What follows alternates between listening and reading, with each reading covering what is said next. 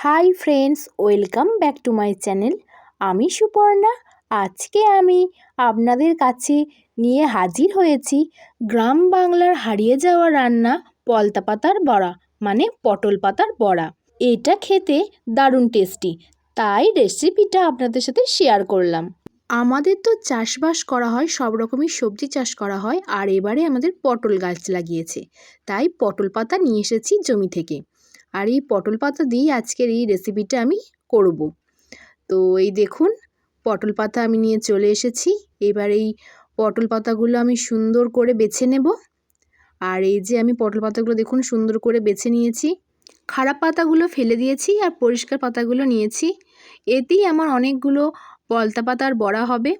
আশা করব এই রেসিপিটা আপনাদেরও খুব ভালো লাগবে। আর এটা তেমন কোনো খাটনিও নেই, বাচ্চা থেকে বড় সবারই পছন্দ হবে এই পটল পাতার বড়া। পটল পাতা ভাজা খেতেও খুব ভালো লাগে, কিন্তু আজকে আমি পটল পাতার বড়াটাই বানাবো।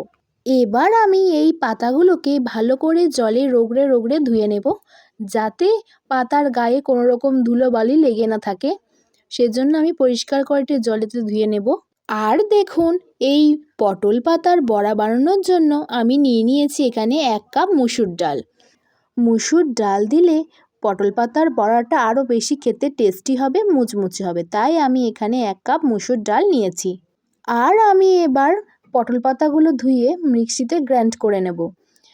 এই যে মিক্সির মধ্যে দিয়ে দিয়েছি পটল পাতাগুলো, আর আমি পটল পাতাগুলোকে এখানে গ্রাইন্ড করে নিয়েছি, এই দেখুন। এবার আমি ওই 1 কাপ মুসুর ডালটা ওটাও গ্রাইন্ড করে নেব। আর এই যে আমার পটল পাতা বাটাটাও রেডি হয়ে গেছে, আর মুসুর ডালটাও রেডি হয়ে গেছে বাটা। বিশেষ করে মনে রাখবেন, মুসুর ডাল আর এই পটল পাতাটা কিন্তু গ্রাইন্ড করার সময় বেশি পাতলা করা যাবে না। যদি পাতলা হয়ে যায় তাহলে বড়াটা কিন্তু ভালো শেপে আসবে না।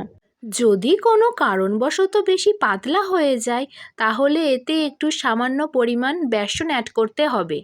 বেসন অ্যাড করে এটি মিক্সড করে নিলেই ঠিক হয়ে যাবে। আমার এখানে এইটি ঠিকই বাটা হয়েছে, তাই আমি এতে সামান্য একটু পরিমাণ মতো নুন দিয়ে দিলাম আর একটু চিনি দিচ্ছি, কারণ যেহেতু পটল পাতার সামান্য একটু তেঁতো হয়, তাই একটু চিনি দিলে বেশ মিষ্টি মিষ্টি খেতে লাগবে। আপনারা যে যেমন মিষ্টি খান তারা সেরকমই এখানে চিনি অ্যাড করবেন। আমি এখানে আমার পরিমাণ মতো চিনি ও নুন অ্যাড করেছি। এই দেখুন, আমি এটা মিক্সড করে নিচ্ছি ভালো করে। আর আমার মিক্সড করা হয়ে গেছে, তাই আমি কড়াইতে তেল দিয়ে দিয়েছি। এবার আমি বড়াটা ভাজবো, তাই তেলটাও গরম হয়ে গেছে। এবার আমি বড়াগুলো ছাড়ছি দেখুন। আপনারাও যদি পটল পাতা বড়া বানাতে চান, আমি যেভাবে করলাম আপনারাও সেভাবে করতে পারেন। দেখবেন খেতে খুবই ভালো লাগবে, বাড়ির সকলের খুবই পছন্দ হবে। এই দেখুন, আমি কড়াইতে বড়াগুলো আস্তে আস্তে করে দিয়ে দিচ্ছি। এবার আমি ভেজে নেব লাল লাল করে।